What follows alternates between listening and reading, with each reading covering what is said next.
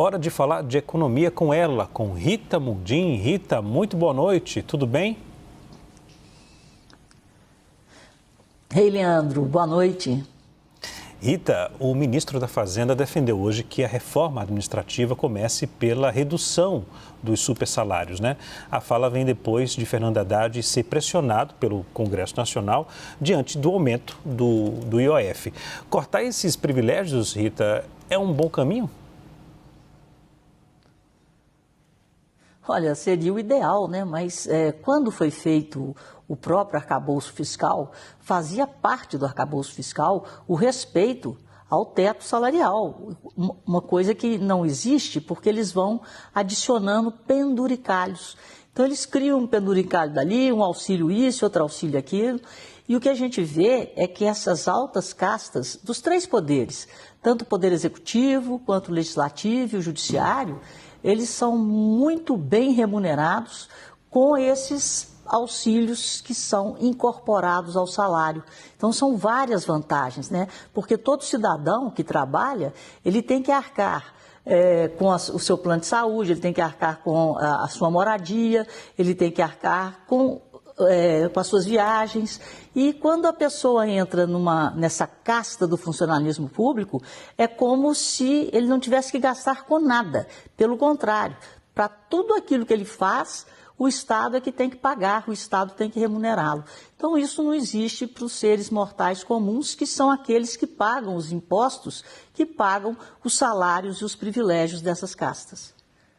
Agora, Rita, uma boa notícia para o bolso dos brasileiros. A Petrobras anunciou hoje a redução do preço da gasolina. A redução será de 17 centavos por litro. Qual o impacto disso para o nosso custo de vida? Aí, Rita, até que gostaria de fazer uma consulta para você.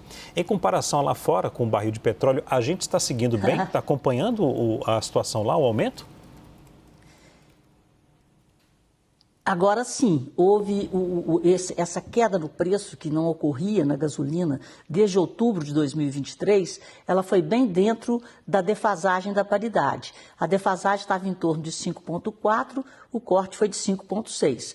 Mas isso pode impactar, né? Porque a gente tem que ficar de olho no câmbio e no preço do barril. Hoje, por exemplo, o barril de petróleo subiu quase 4%, porque a OPEP e seus aliados, a OPEP+, ela anunciou que vai aumentar a produção em julho, mas o aumento da produção será de menos da metade do que se esperava. E foi por isso que o preço do barril de petróleo subiu.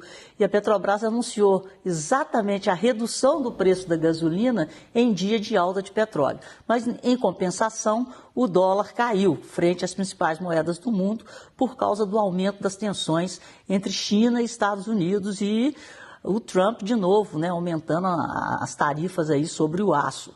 Mas, enfim, agora o preço está ajustado. Mas, se houver uma alta no preço do petróleo no mercado internacional e uma desvalorização do real em relação ao dólar, nós estamos sem gordura. Foi por isso que as ações da Petrobras, que abriram em alta forte por causa da alta do preço do barril de petróleo no mercado internacional, acabaram entregando grande parte dessa alta ao longo do pregão, por causa do anúncio do corte no preço da gasolina, que vai custar nas refinarias R$ 2,85. Agora, resta saber como é que vai chegar no nosso tanque, né?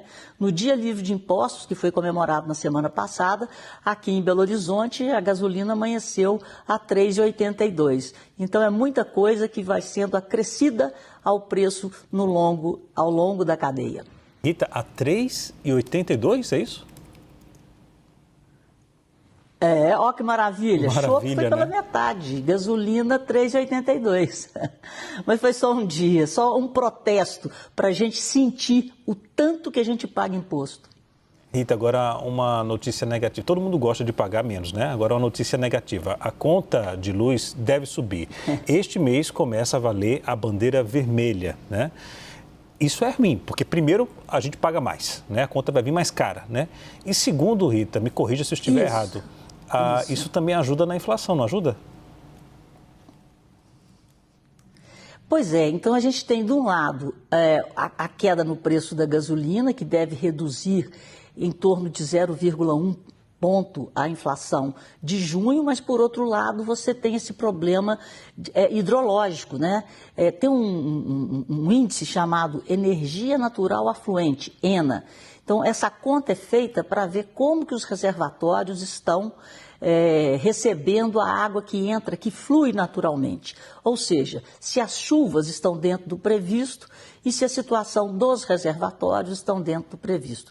Infelizmente, esse problema pode inclusive se agravar ao longo do tempo, com o passar dos meses, né? E aí a inflação pode ficar mais assanhada exatamente pelo preço da conta de luz, da energia elétrica, que tanto impacta o orçamento das famílias. E está vindo aí, né, a MP lá, né, do ajuste no setor elétrico, isentando, né, e essa isenção de mais de 60 milhões de pagamento da conta de luz, a conta vai ficar meio salgada para quem paga. Só para quem está acompanhando a gente entender, esse aumento na conta de luz dá um efeito cascata, porque gerando inflação, pressiona o Banco Central a aumentar a taxa de juros, com a taxa de juros alta, faz com que o país emperra, não consegue crescer. Né, Rita? Aprendi com você. É isso aí. Valeu, Leandro, é isso aí. E outra coisa, para a gente produzir qualquer coisa, a gente tem que estar com o dedo na tomada. Então, a energia está presente na produção. Então, isso é um problema muito sério, porque pode ser mantido se não houver um fluxo maior de chuvas.